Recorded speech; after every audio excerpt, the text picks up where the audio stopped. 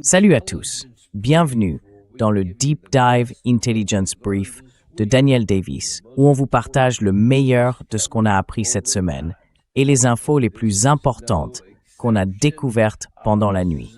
Et aujourd'hui ne fait pas exception. On est dimanche. D'habitude, on fait ça le samedi. Mais j'ai beaucoup voyagé ces derniers temps, donc cette édition va être un peu plus longue que d'habitude. Alors, commençons tout de suite, pas seulement avec ce qui s'est passé cette nuit, mais aussi ce qui vient tout juste d'arriver. Ce matin, le président Trump était invité dans l'émission Meet the Press et il a parlé de ses conditions pour mettre fin à la guerre avec l'Iran. Et il a dit quelque chose que j'ai trouvé aussi important que tout ce qu'il a pu dire auparavant. Ce n'était rien de nouveau. Il a plutôt répété pas mal de choses qu'il dit souvent. Mais il a eu une phrase, à mon avis, très révélatrice. Elle montre bien pourquoi on en est là aujourd'hui, pourquoi cette guerre n'a pas encore pu être terminée par lui, et à quel point on peut espérer qu'il prenne de bonnes décisions à l'avenir.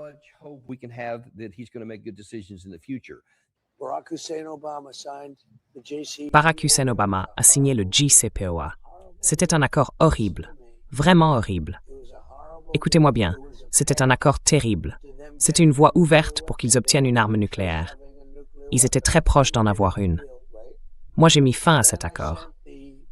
Attendez, ensuite j'ai envoyé les bombardiers B-2 il y a environ 9 ou 10 mois et ils ont complètement détruit le site. Totalement. Et j'ai sauvé la situation. On avait un choix. Soit on les laissait avoir une arme nucléaire, soit on agissait et on passait à autre chose. Mais eux, vous savez, c'est une question de jugement. Ils auraient utilisé une arme nucléaire.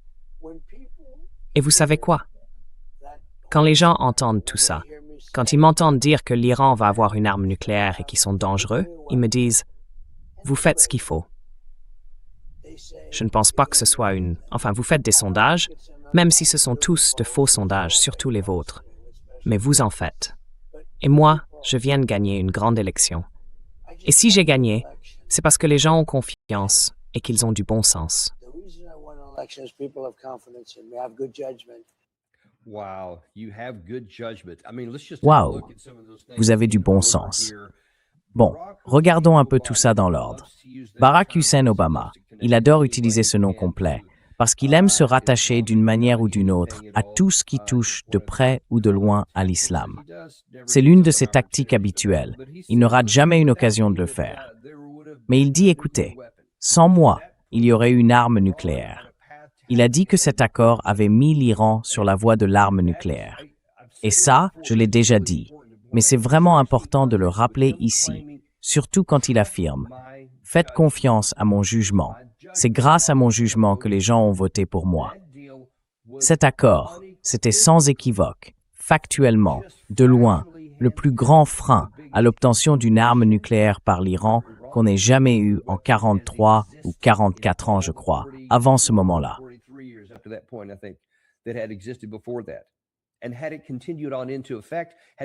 Et si cet accord était resté en vigueur, si nous ne l'avions pas arrêté, s'il ne s'en était pas retiré, il aurait presque certainement continué. Parce que l'Iran avait toutes les raisons de respecter les termes de cet accord. Et ces termes étaient très contraignants pour l'Iran, justement pour l'empêcher d'obtenir une arme nucléaire. Il nous donnait aussi une présence sur le terrain pour vérifier que cela ne se produisait pas et des mécanismes pour corriger toute violation. Ce qui d'ailleurs est arrivé pendant, je dirais, les 3 premières années où l'accord était en place. Et puis, il y avait une coalition d'autres pays capables d'apporter soit des avantages, soit des sanctions à l'Iran, selon qu'il respectait ou non ses engagements. Tout était en place pour garantir qu'il n'y aurait jamais d'armes nucléaires.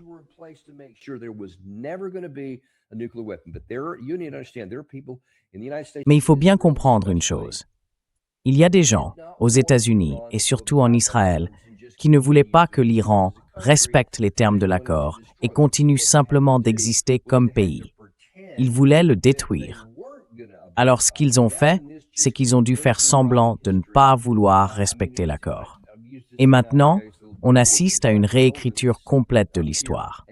J'ai déjà utilisé cette comparaison, mais c'est un peu comme si je tenais ça devant vous en disant avec conviction, « Regardez, c'est un verre de vin. » Vous pouvez voir à travers le verre transparent, la belle couleur, c'est vraiment agréable. Et vous regardez et c'est vide. Il n'y a rien dedans. Ce n'est clairement pas un verre de vin. Mais non, on vous dit, si, faites-moi confiance, c'est un verre de vin. Et pour y croire, il faut complètement se bander les yeux.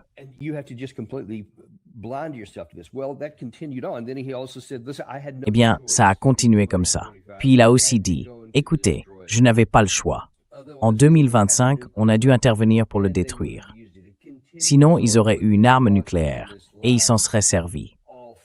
Il poursuit avec cette logique, cette idée. Tout ça, c'est de la fiction. Pendant toutes ces années, jusqu'à, je dirais, 46 ans avant 2025, ils n'avaient jamais eu d'armes nucléaires. Et depuis 2003, ils n'avaient même plus de programme de recherche dans ce domaine. En plus, il y avait une fatwa interdisant d'en développer une. Donc, sous toutes les formes possibles, ils ont communiqué, clairement et à plusieurs reprises, qu'ils n'avaient aucune intention de fabriquer une arme nucléaire. Très bien, ne leur faites pas confiance. Ne croyez pas un mot de ce qu'ils disent. Mais croyez les services de renseignement américains, même israéliens, occidentaux et les autres. Tout le monde était d'accord.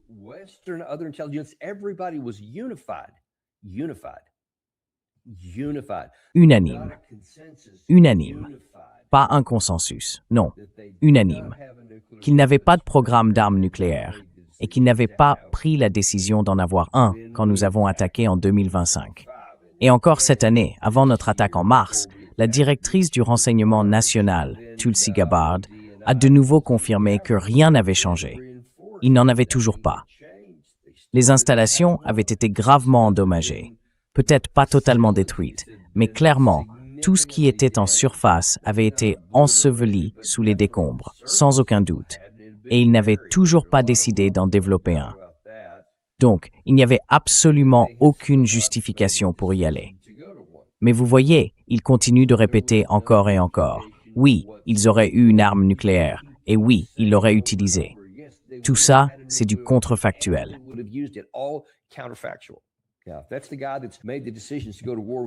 C'est lui qui a pris la décision d'entrer en guerre, alors qu'il n'en avait pas besoin, en 2025. Et encore une fois, cette fois en 2026, puisque c'est lui qui a lancé celle-ci. À quel point gardez-vous l'espoir que son jugement nous mènera à la fin de ce conflit? Il n'y a absolument aucune preuve, ni même un espoir rationnel qu'il prenne une bonne décision. Et pourtant, il y en a eu, des occasions.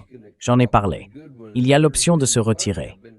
Il y a celle de trouver un accord sur ce sur quoi ils peuvent s'entendre. On peut lui donner la forme qu'on veut. Il y a eu des sorties possibles. Mais, comme vous allez le voir, il a subi des pressions supplémentaires pour aller dans le sens contraire.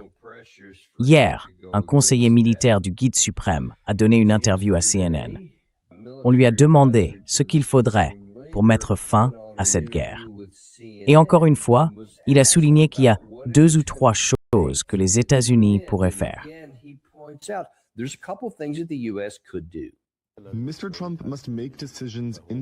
Trump doit prendre ses décisions de manière indépendante vis-à-vis d'Israël. Il doit accorder ce qui revient de droit au peuple iranien, lever le blocus et libérer nos avoirs gelés. Cela pourrait ouvrir un nouvel horizon pour l'avenir de l'Iran et des États-Unis. C'est pourquoi Trump doit mettre de côté ses intérêts personnels et penser à ceux du peuple américain. S'il en a le courage, beaucoup de problèmes pourront être résolus à l'avenir.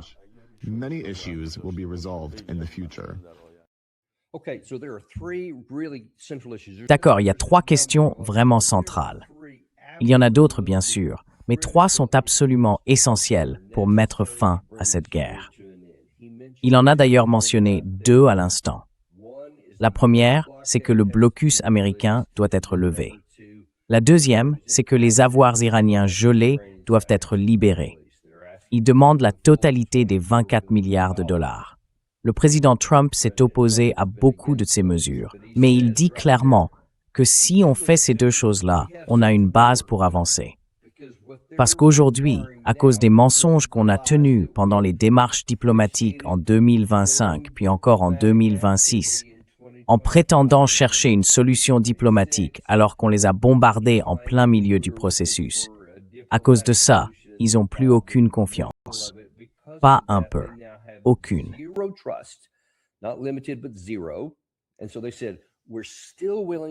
Et donc, ils ont dit qu'ils restaient prêts à engager la diplomatie. C'est vraiment important de le souligner parce qu'ils ont tout intérêt à en finir. Contrairement à ce qu'on prétend, ils ne veulent pas que ça s'éternise. Ils aimeraient régler ça rapidement. Mais cette fois, ils disent qu'il va falloir poser certaines conditions dès le départ. Ils ajoutent même qu'ils sont prêts à parler de la question nucléaire elle-même. Et pour eux, c'est facile. Elles non, parce qu'ils ont toujours affirmé ne pas chercher à se doter de l'arme nucléaire. Donc pour eux, c'est une opportunité facile à saisir. Ils peuvent en tirer beaucoup.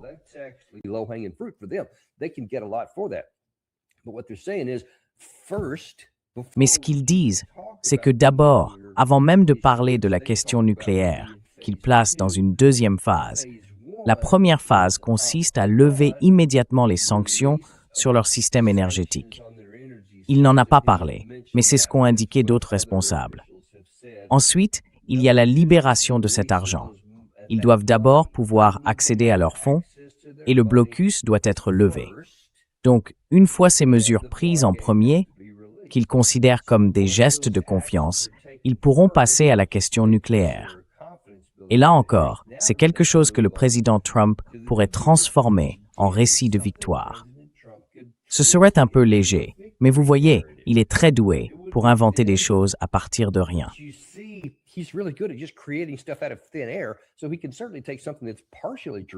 Il est tout à fait capable de prendre quelque chose qui est en partie vrai et d'en faire un récit auquel, au minimum, ses partisans vont croire. C'est ce qu'il pourrait faire. Mais j'ai du mal à l'imaginer vraiment le faire, parce que son jugement est profondément altéré. J'ai dit qu'il y avait deux sujets. L'autre, c'est la question du Liban. Et d'ailleurs, selon le professeur Morandi, qu'on a déjà reçu dans l'émission, ainsi que d'autres responsables iraniens, ils affirment que c'est le sujet numéro 1, le Liban. Ils disent qu'un cessez-le-feu qui mettrait fin à cette guerre ne concerne pas seulement les États-Unis et l'Iran, mais surtout la question plus large de l'Iran et du Hezbollah au Liban.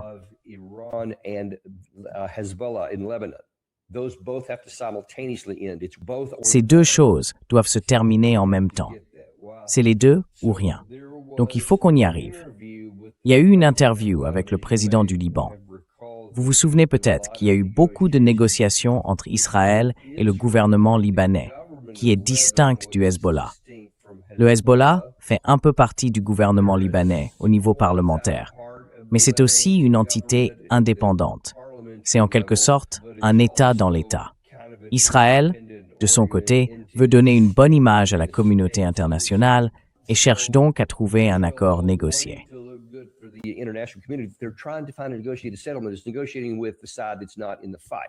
négocie avec le camp qui n'est même pas dans le combat. Il ne négocie pas avec le Hezbollah, il négocie avec le Liban. Parce que, pour la plupart des Américains, ils ne font pas la différence entre les deux, et c'est bien là-dessus qu'ils comptent. Alors, ils ont fait venir le président en disant « Regardez, on essaie de travailler avec lui ». Le président est donc passé à la télévision pour expliquer à quel point il tenait à voir cette guerre se terminer. Et il a parlé de ces fichus iraniens. Il leur suffirait de faire juste 2 ou 3 choses et on pourrait trouver un terrain d'entente.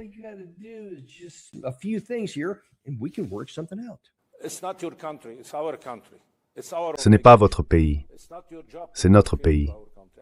C'est notre responsabilité. Ce n'est pas à vous d'intervenir chez nous. Je rejette totalement cette déclaration, parce que notre peuple est tué. Nos maisons sont détruites. Ils utilisent le Liban comme monnaie d'échange dans leurs négociations avec les États-Unis. C'est inacceptable.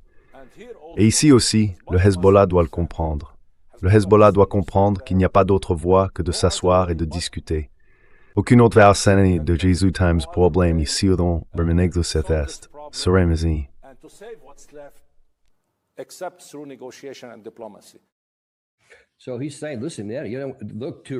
Donc ce qu'il dit, c'est écoutez, regardez du côté de l'Iran. Nous, on n'est pas une monnaie d'échange pour vous. Vous ne pouvez pas dire que cette guerre va se terminer quand celle-ci sera finie ailleurs.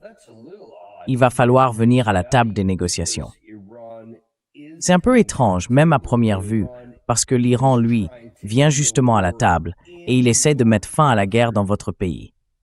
Alors, dans une certaine mesure, je peux comprendre. C'est le président du pays, et même s'il y a cette sorte d'État dans l'État qui existe depuis des décennies avec ce problème du Hezbollah, je comprends qu'il veuille que la guerre s'arrête. Je le comprends tout à fait.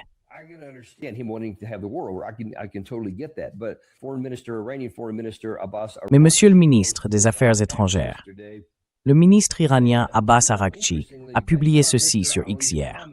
Il disait en substance, « C'est intéressant, parce qu'à écouter les propos de M. Aoun, on croirait que c'est l'Iran qui a occupé 1/5 du Liban, déplacé 1/4 des Libanais et bombarde le pays tous les jours. Si le Liban avait été une monnaie d'échange pour l'Iran, on aurait conclu un accord depuis longtemps. Sauvez le Liban de votre véritable ennemi, Monsieur le Président. Il ne précise pas qui c'est, mais tout le monde sait qu'il parle d'Israël qui a envahi le Liban. Est-ce que c'était l'Iran? Non, c'était Israël, les forces de défense israéliennes, qui bombardent régulièrement, qui a littéralement effacé des villages entiers de la carte, rasés jusqu'au sol.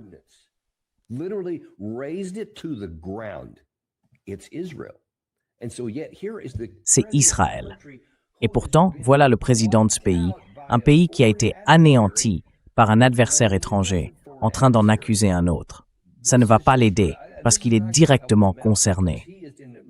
Croyez-moi, beaucoup de gens dans son pays vont le voir. Son propre peuple va se dire, tu prends la défense du pays qui bombarde ton peuple, qui rase tes villages, et tu t'en prends à celui qui essaye en réalité d'aider d'autres Libanais.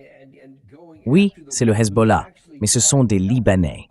Tu peux ne pas les aimer politiquement, mais ce sont les tiens. Et l'Iran essaye de les défendre, d'essayer de mettre fin à cette guerre.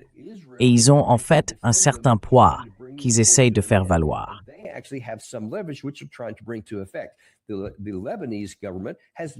Le gouvernement libanais n'a pratiquement aucun moyen de pression sur Israël. Ils ne vont pas mettre fin à cette situation. Ils peuvent accepter tout ce qu'on leur demande. Israël peut arriver avec un document rédigé à Tel Aviv, lui tendre un stylo en disant « Tenez, signez ici ». Et il va le faire, sans que ça ait la moindre importance. Il peut y apposer sa signature, ça ne changera absolument rien, parce qu'il n'a aucun levier. Aucun levier sur Israël, aucun levier sur le Hezbollah.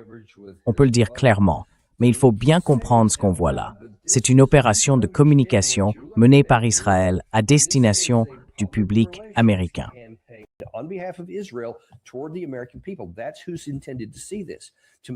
C'est à eux que ce message est destiné, pour donner encore une fois l'impression que tout est simple ici.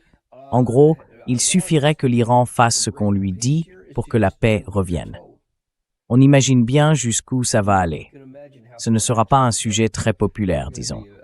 Bon, passons à d'autres choses qui se sont passées cette semaine. Il y a aussi une lettre envoyée par Zelensky au président Poutine. Et si on se fie simplement aux gros titres dans les médias occidentaux, on aurait dit que Zelensky disait « Allez, et si on se voyait pour discuter? Toi et moi, en face à face, on met fin à cette guerre. Qu'est-ce que t'en dis, Vlad? On y va ?» C'est à peu près comme ça que la presse occidentale l'a présenté. La réalité, en revanche, était assez différente, pour le dire gentiment.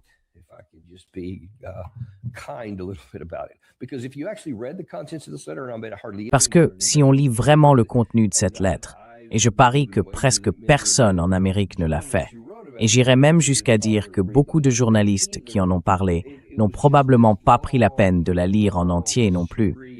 C'était juste une longue, très longue tirade, pleine d'insultes et de remarques condescendantes de la part de Zelensky.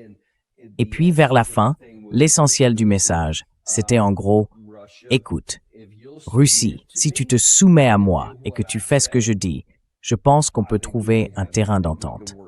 Qu'est-ce que tu dis? On se rencontre. » Bien sûr, il dit ça dans le but, encore une fois, de renforcer dans les médias occidentaux et dans l'opinion publique occidentale, l'idée que les partenaires raisonnables ici, ce sont les Ukrainiens, les Européens et par extension les Américains, et que les méchants, ce sont ces fichus Russes.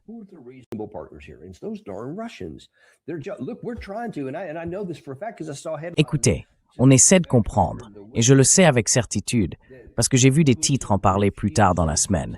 Poutine refuse de négocier. Il refuse de parler.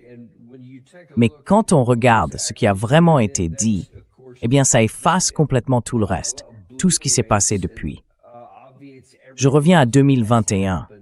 J'ai d'ailleurs écrit quelque chose à ce sujet sur X, que vous avez peut-être vu cette semaine. La Russie n'a jamais quitté la table des négociations. Ils ont essayé de trouver un accord pour éviter que tout ça n'arrive. Jusqu'en décembre 2021, puis à nouveau en avril 2022 et encore plusieurs fois entre ces dates, jusqu'en juin 2024. Et dans la phase actuelle, ils ont toujours été prêts à discuter. Souvenez-vous de l'accord d'Anchorage quand Trump venait juste d'arriver? Ils parlaient déjà. Ils essayaient de trouver une issue à tout ça.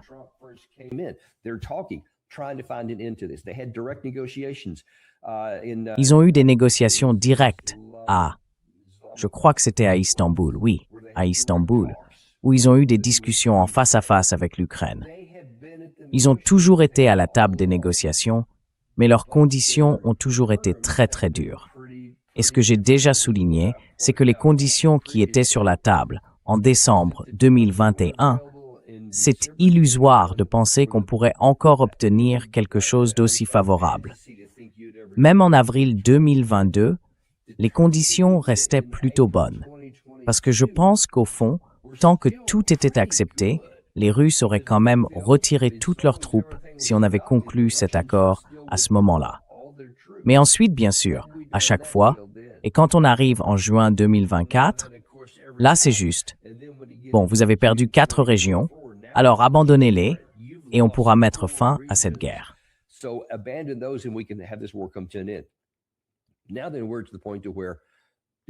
Bon, on en est arrivé au point où oui, maintenant, ça va inclure tout ça. Et en plus, il y en a d'autres dans la région de Soumy et de Kharkiv. On verra bien s'ils les rendent un jour. Mais maintenant, leur position continue de se durcir. Et bien sûr, à mesure que l'Ukraine intensifie ses opérations, avec l'aide de l'OTAN, y compris l'utilisation de l'espace aérien de l'OTAN, des frappes de drones et de missiles à longue portée en profondeur sur le territoire russe, qui commencent à viser et à toucher de plus en plus de cibles, la colère monte du côté russe. Du côté occidental, certains peuvent regarder ça et se dire « Eh bien, très bien, c'est normal que les Russes ressentent un peu de ça. »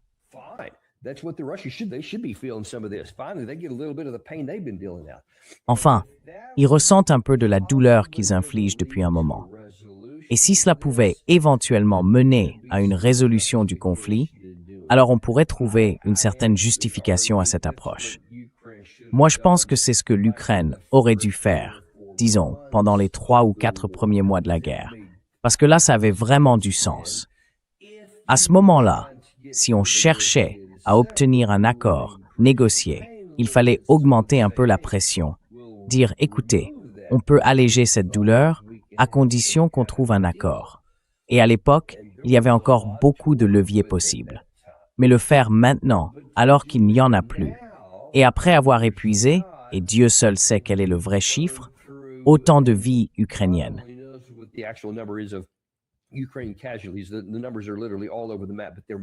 Les chiffres partent vraiment dans tous les sens, mais ils sont énormes.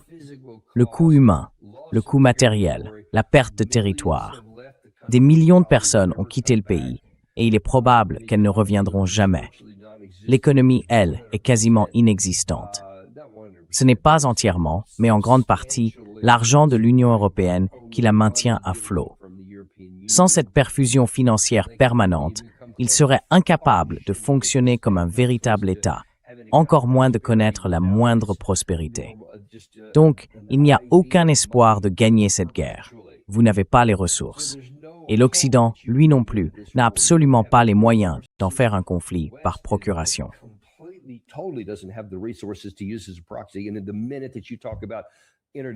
Et dès qu'on parle d'envoyer de vraies forces armées de l'OTAN, là, ça devient une guerre OTAN contre la Russie. Et dans ce cas, c'est presque certain qu'on en arriverait aux armes nucléaires. Donc ce serait perdu d'avance. Il n'y a tout simplement aucun scénario viable ou rationnel pour faire ça. À la place, on entre dans une sorte de mise en scène. Zelensky lance cet appel, il fait toutes ses vidéos pour donner l'image du camp raisonnable et faire passer la Russie pour celui qui ne l'est pas. Le truc, c'est que ça va sans doute marcher à court terme, parce que ça va renforcer l'idée en Occident qu'il est raisonnable et que Poutine est le méchant. Mais les gens pensaient déjà ça, donc je ne vois pas bien ce qui gagne avec cette stratégie. En revanche, laissez-moi vous montrer la réponse de Poutine, il y a seulement quelques jours. Donc cette lettre dont vous parlez, oui, elle est impolie. De quoi s'agit-il exactement? Est-ce un moyen de préparer le terrain pour une rencontre en personne? Ou bien, au contraire, est-ce une façon de s'assurer qu'aucune rencontre ne puisse avoir lieu? Moi, je pense que c'est la deuxième option.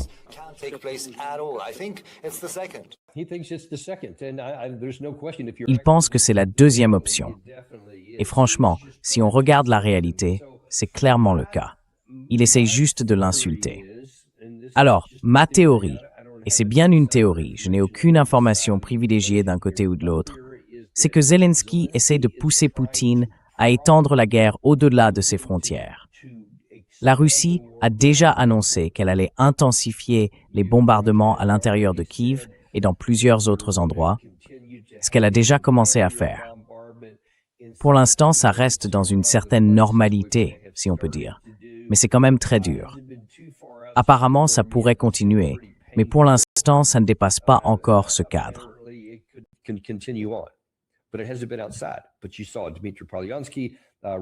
Mais vous avez vu Dmitry Polyansky, l'ambassadeur de la Russie auprès de l'OSCE, ici même, dans notre émission, et maintenant plusieurs autres aussi, d'autres déclarations d'autres responsables russes, qui disent qu'ils envisagent sérieusement de frapper des cibles européennes. Parce que, selon eux, ce sont les Européens qui continuent de fournir l'espace aérien, la technologie, les plateformes physiques ou les composants nécessaires, et bien sûr, les données de ciblage. Et donc, la Russie dit que cela fait de vous un participant direct à ce conflit. Il a même menacé que si cela ne s'arrêtait pas, il frapperait des cibles à l'intérieur de l'Europe. Moi, je pense que Zelensky, dans tout ça, salive à cette idée et se dit « Allez, Vlad Poutine, fais-le. J'ai besoin que tu le fasses. »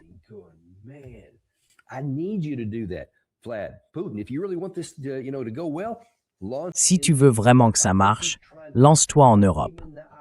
Je pense qu'il essaie de le provoquer, de lui mettre le doigt dans l'œil en gros, et de dire « Allez dans ta colère, frappe en Europe, c'est ce que je veux. » Il cherche à pousser Poutine à faire exactement ce qu'il prétend depuis le début pour que Zelensky paraisse crédible.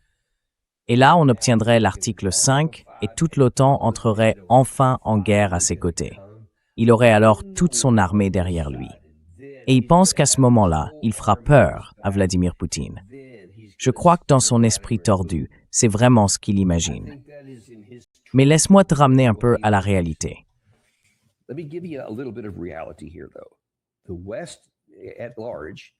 L'Occident dans son ensemble, ça inclut les États-Unis, les Européens, l'OTAN, tout le monde, est beaucoup plus faible militairement que ce que presque personne n'admet ou ne reconnaît en Occident.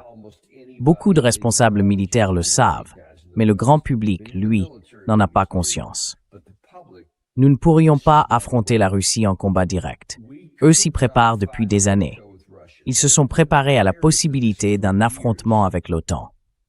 Ils ont compris que les guerres se gagnent ou se perdent, avant tout, non pas sur la stratégie, la tactique ou le génie des généraux, mais sur la logistique, sur la capacité à tenir le combat le plus longtemps possible. Bien sûr, si ça devenait nucléaire, alors plus rien de tout ça n'aurait d'importance, et ce ne serait plus important pour personne.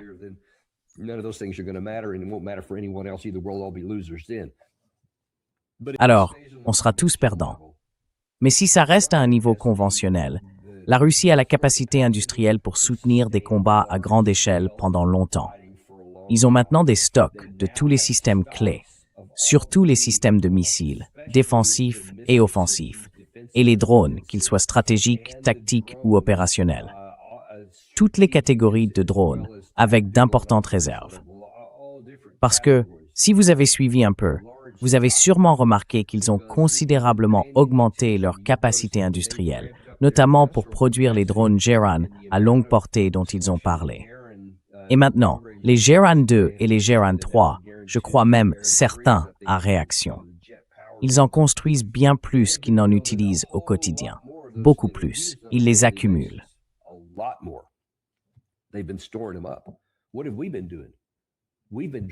Qu'est-ce qu'on a fait, en réalité? On a puisé dans nos stocks. On continue d'envoyer du matériel à l'Ukraine. L'Amérique vient encore de voter cette semaine une nouvelle aide, 8 milliards de dollars supplémentaires pour l'Ukraine.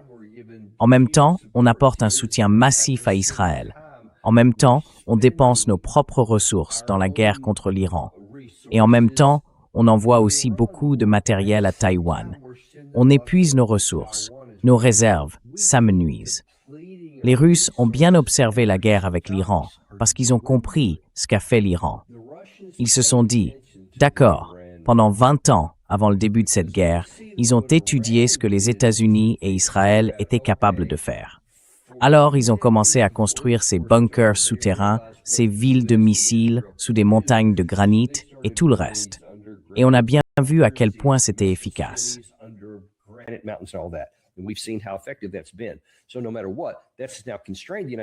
Donc, quoi qu'il arrive, cela limite désormais les États-Unis. Parce que, peu importe la quantité de munitions qu'on largue, tout rebondit sur le flanc d'une montagne sans causer le moindre dégât aux installations bien enfouies dessous. L'OTAN n'a pas retenu cette leçon. On est trop arrogant. On se dit qu'on n'a pas besoin d'enterrer nos infrastructures. On est l'OTAN. Tout le monde a peur de nous. Nous, on a peur de personne. Personne n'osera nous frapper. Résultat, toutes nos installations sont à la surface. Aujourd'hui, la Russie dispose de stocks et d'une capacité industrielle de défense qui lui permettent de tenir encore plus longtemps, et elle peut même augmenter la cadence. Elle pourrait, si elle le voulait, frapper toutes ces installations à travers tout le continent. Et en quelques semaines à peine, elle pourrait réduire presque à néant notre capacité de faire la guerre.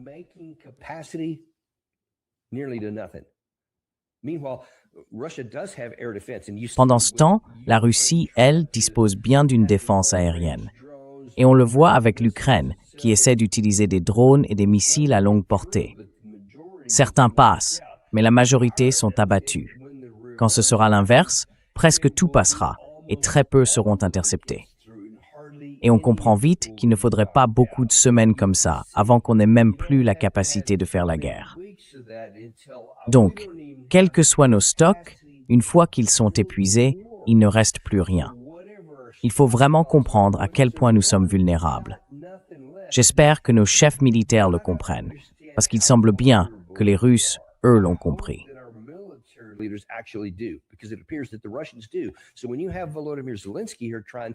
Alors, quand on voit Volodymyr Zelensky ici, en train d'essayer de pousser la Russie à déclencher quelque chose dont on ne pourrait pas sortir vivant, eh bien, il faut le lâcher dès aujourd'hui. Cet homme essaie de provoquer une guerre en son nom contre la Russie, une guerre qu'on ne peut pas gagner. On ne la gagnera pas, de toute façon. Et il faut bien comprendre une chose. Même si, par miracle, on commençait à faire quelques progrès sur le plan conventionnel, il y a les armes nucléaires. On sait que la Russie l'a dit depuis le début. Jamais, en aucune circonstance, elle n'envisagera de perdre une partie de son territoire, ni d'y voir entrer une force de l'OTAN. Surtout pas. Ils ont toléré ça un moment à Koursk, parce qu'ils savaient très bien que si ça continuait, ils étaient des hommes morts en sursis.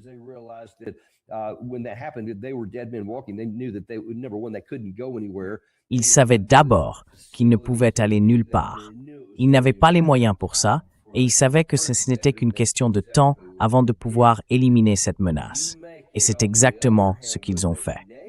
Mais si vous avez, de l'autre côté, une force de l'OTAN qui arrive, et qu'ils peuvent réellement se déplacer, là, c'est un tout autre scénario. Et ce sera une affaire d'armes nucléaires. Maintenant, si vous pensez que la France envisagerait une invasion russe sans utiliser l'arme nucléaire, alors imaginez à quel point il est improbable que la Russie fasse le contraire. Elle le ferait, tout comme la France le ferait, tout comme le Royaume-Uni le ferait, tout comme les États-Unis le feraient. C'est pour ça que nous avons des armes nucléaires, pour dissuader.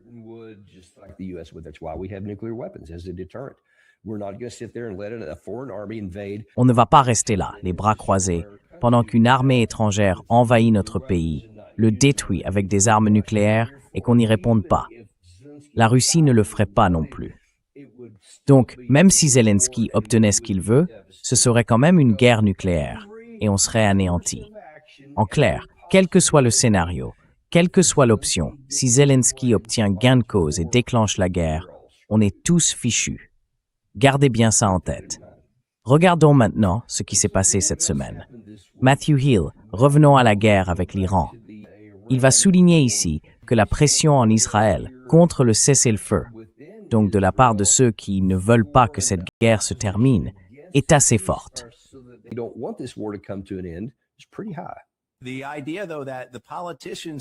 L'idée quand même que les politiciens fassent ce qu'ils veulent, malgré la réalité militaire.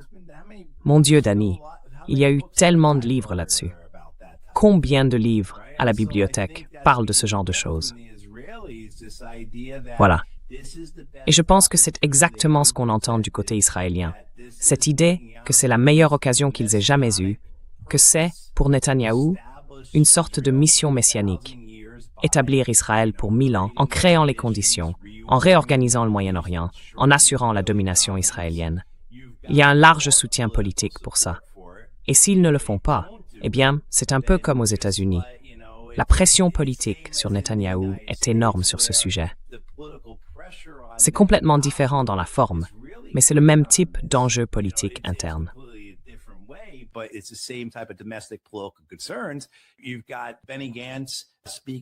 Benny Gantz s'est exprimé contre le cessez-le-feu. Yair Lapid et Naftali Bennett ont même créé tout un parti fondé sur l'opposition à ce cessez-le-feu. Donc, politiquement, pour des raisons purement internes, c'est une très bonne idée pour les Israéliens de relancer la guerre, même si c'est en totale contradiction avec probablement tout ce que leur armée leur dit. Et on a vu l'armée israélienne s'exprimer publiquement à ce sujet. Le chef d'état-major de Tsahal a dit « Nous approchons de l'effondrement ». Il a dit ça il y a des mois, et pourtant il continue. Donc je pense que c'est simplement la réalité de ce que font les politiciens, surtout ceux qui se considèrent comme des suprémacistes, ceux qui se croient investis d'une mission, qui agissent selon une idéologie ou un but supérieur, ou encore ceux qui voient dans ce moment précis la fenêtre d'opportunité pour aller jusqu'au bout.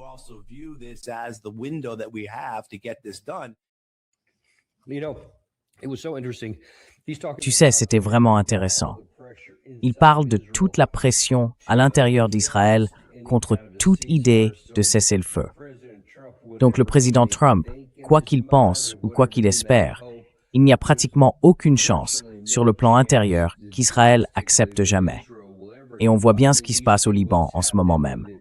Le point central, c'est le Liban et la guerre là-bas. Israël et les forces de défense israéliennes continuent de pousser dans cette direction. En fait, ils intensifient encore leurs opérations. Donc il ne faut pas s'attendre à une aide de ce côté-là. Et c'est intéressant parce qu'il y a aussi une autre information cette semaine. Le Pentagone voit une menace d'espionnage croissante venant d'Israël. Ce n'est pas ça qui a retenu mon attention. Laisse-moi te montrer ce qu'il a fait. Il y a 2 ou 3 choses. C'est tiré du rapport, je crois que c'est dans les infos d'hier.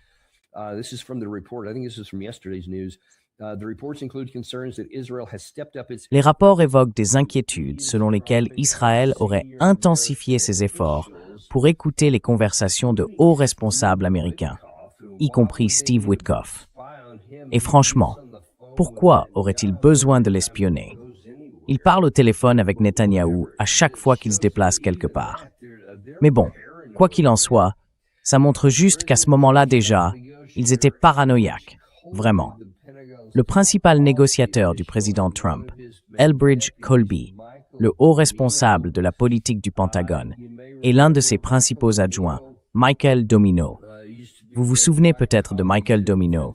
Il était l'un de mes collègues à Defense Priorities et il est venu plusieurs fois dans notre émission avant d'entrer au gouvernement.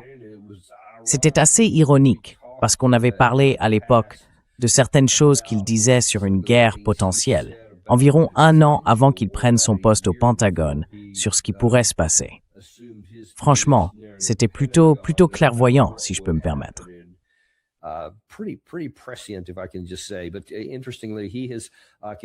Mais ce qui est intéressant, c'est qu'il reste un patriote convaincu du mouvement America First. Et j'imagine que ça le met dans la ligne de mire.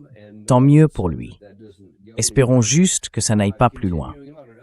Alors, pour continuer, un autre rapport, rédigé par la Defense Intelligence Agency et d'autres services de renseignement militaire, portait sur des événements plus anciens, remontant à plusieurs années.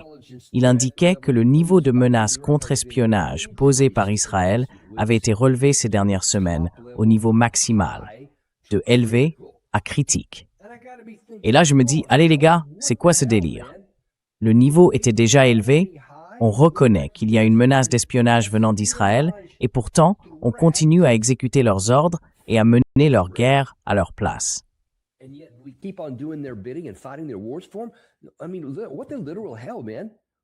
Mais enfin, c'est quoi ce délire? Pourquoi on ferait ça? Qu'est-ce qu'on est censé faire maintenant? Même quand ils ont le président Trump dans leur poche, même quand ils ont le Congrès dans leur poche, ils vont jusqu'à faire passer une disposition dans la loi sur l'autorisation de la défense nationale pour intégrer plus étroitement les capacités physiques de l'armée israélienne avec celles de l'armée américaine. Alors pourquoi aurait-il encore besoin de faire de l'espionnage? À quel moment on va enfin se réveiller en tant que nation et dire que ces gens-là ne sont pas nos amis?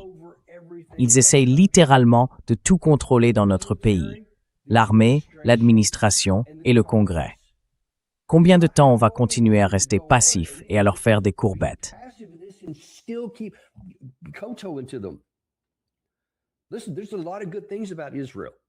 Écoutez, il y a beaucoup de bonnes choses à dire sur Israël. Beaucoup de bonnes choses aussi sur le peuple juif. Vraiment. Mais je ne vais pas soumettre le contrôle de notre pays à un autre pays sur cette planète. Pas même à nos bons amis du Royaume-Uni, ni aux Allemands, ni aux Japonais. Non, non. On ne le ferait avec aucun d'entre eux. Alors pourquoi le faire avec ce pays-là qui continue de nous entraîner dans des guerres que nous n'aurions jamais dû mener? C'est un vrai problème. Et j'espère que ça va commencer à ouvrir les yeux de certains, pour qu'ils voient, mes amis, qu'au niveau du gouvernement, ces gens-là ne sont pas nos amis. Je sais que vous avez Mark Levine, Jack Keane et tout un tas d'autres qui ne font que défendre ces gens-là à tout bout de champ.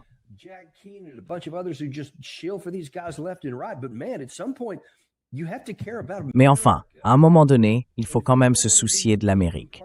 Et si tu ne veux pas faire partie du mouvement MAGA, ni de America First ou tout ça, eh bien, sois simplement un Américain normal. Nos priorités et nos intérêts doivent d'abord aller à notre pays. Ensuite, on pourra aider et coopérer avec d'autres, tant qu'il y a un bénéfice mutuel. Mais quand certains franchissent la ligne et se livrent à l'espionnage contre notre pays et contre nos plus hauts responsables, là, pour moi, c'est inacceptable. Le dernier exemple que je veux te montrer, toujours dans cette même idée, vient du côté iranien. Patrick Henningsen était dans l'émission la semaine dernière et il a parlé de la stratégie de l'Iran.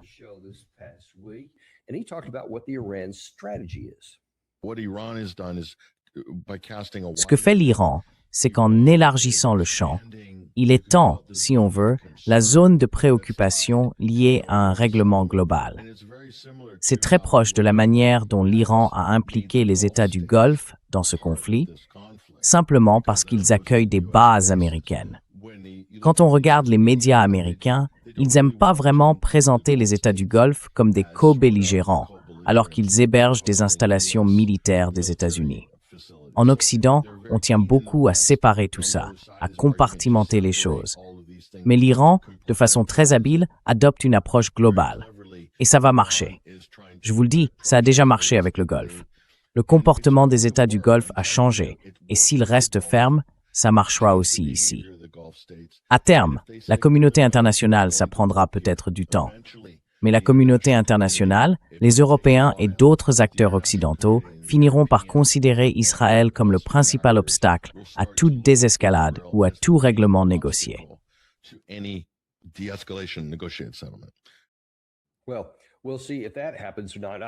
Eh bien, on verra si ça arrive ou pas.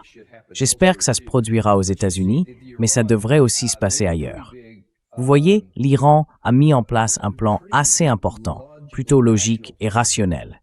Leur idée, c'était de dire d'accord, ce qu'on ne va pas faire, c'est laisser tous ces régimes arabes du Golfe rester passifs, indéfiniment, protégés, tout en soutenant une guerre contre eux, et essayer de limiter ça uniquement à Israël et aux États-Unis. Ils ont dit non, vous participez à tout ça avec vos bases militaires, donc vous êtes autant une cible que les autres.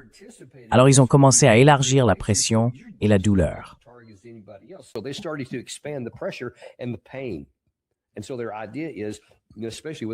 Donc leur idée, surtout avec le contrôle du détroit d'Ormuz, c'est de dire, écoutez, cette douleur, elle va se propager partout ailleurs aussi.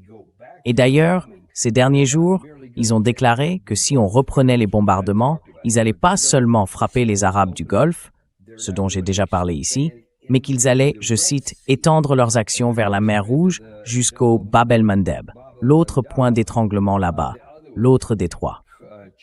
On pourrait ainsi bloquer 3 ou 4 millions de barils par jour supplémentaires, en plus de ce qu'on fait déjà ici, en plus de tous les dégâts déjà causés.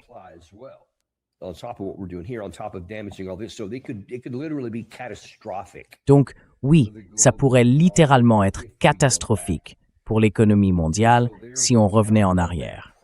Et c'est justement sur cette pression qui compte, pour en exercer non seulement sur d'autres gouvernements arabes, mais aussi sur des gouvernements partout dans le monde, afin de dire « Hey, faites en sorte que cette guerre absurde disparaisse de la table. » Et franchement, c'est logique, c'est cohérent qu'ils fassent ça, parce que c'est vrai. Tout ça s'est déjà produit.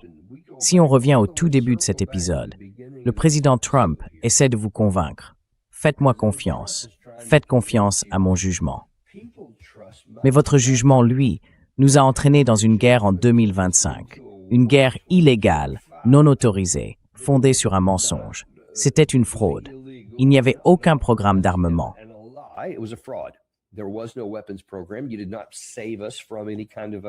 Vous ne nous avez pas sauvés d'une quelconque menace imminente d'armes nucléaires. Tout ça, c'était entièrement inventé, fabriqué de toutes pièces, une pure fiction. Ensuite, vous nous avez refait le coup en utilisant le même prétexte qu'avant, même après vos propres déclarations sur le fait que tout avait été anéanti. Et maintenant, vous recommencez encore en affirmant, et je crois avoir vu le secrétaire Wright, celui de l'énergie, le responsable ici il y a quelques jours, il a encore dit, oui, il y avait une menace imminente d'armes nucléaires dans les 2 semaines à venir. Ce qui est tout simplement physiquement impossible. Je vous ai déjà expliqué pourquoi, à de nombreuses reprises.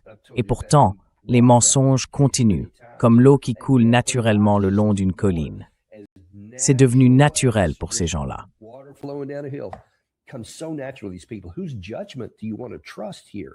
À qui voulez-vous faire confiance ici? Au jugement de ceux qui nous ont entraînés dans la guerre. Aujourd'hui, 13 Américains sont morts, 400 sont blessés, 20 bases ont été dévastées, l'économie mondiale est à l'arrêt et les réserves stratégiques de pétrole sont en train de tomber à des niveaux critiques. Et très bientôt, si on ne lève pas ces blocus, et il est peut-être déjà trop tard, une fois que les réserves seront épuisées, il n'y aura tout simplement plus assez de pétrole. Même avec la baisse de la demande en Chine et la diminution des réserves, ça a permis de limiter les dégâts. Mais quand tout ça sera à sec, et surtout si la Chine arrête de réduire sa demande ou ne va pas plus loin, et que le Golfe reste bloqué, là on aura une vraie pénurie physique. Et ça on ne peut pas le cacher. Il n'y a rien à faire. shortage, you can't hide that. There's nothing you can do. The markets manipulating the markets won't matter about paper. Les marchés qui manipulent les marchés, ça ne comptera plus vraiment à l'avenir. Le papier n'aura plus d'importance. Ce qui comptera, c'est ce qui se passe au moment de la vente, aujourd'hui. Et là, ça va exploser. Et tout ce dont on a parlé, tout le négatif, est en train d'arriver. Alors, à qui voulez-vous faire confiance? À celui qui vous a menti sur les raisons de la guerre, à celui qui nous a entraînés dans une guerre dont on n'avait pas besoin, ou à celui qui essaie maintenant de trouver une solution à celle-ci. Franchement, pour l'instant, on n'a pas le choix. C'est le seul qui soit en position d'agir. Mais il faut qu'on fasse entendre nos voix. C'est pour ça que je fais cette vidéo, entre autres sur ce sujet précis, pour informer les gens, leur expliquer ce qui se passe et ce qu'on risque dans cette course vers le gouffre économique si on ne retire pas ce problème de la table.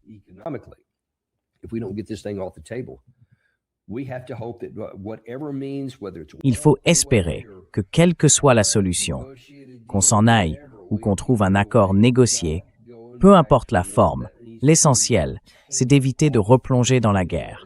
Cette option doit être complètement écartée. Ce n'est même pas envisageable, parce que tout ce que je viens de décrire ne ferait qu'empirer, et de beaucoup. Et là, on se retrouverait quasiment à coup sûr dans une dépression économique, et Dieu seul sait combien de temps ça durerait. Voilà où on en est, mes amis. C'est ça, l'enjeu. Merci beaucoup. Merci pour votre attention. J'ai hâte de vous retrouver lundi matin de bonne heure pour le Daniel Davis Deep Dive. À très bientôt.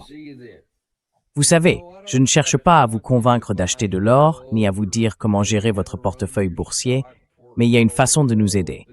Abonnez-vous, mettez un j'aime et partagez cette vidéo avec quelqu'un que vous aimez.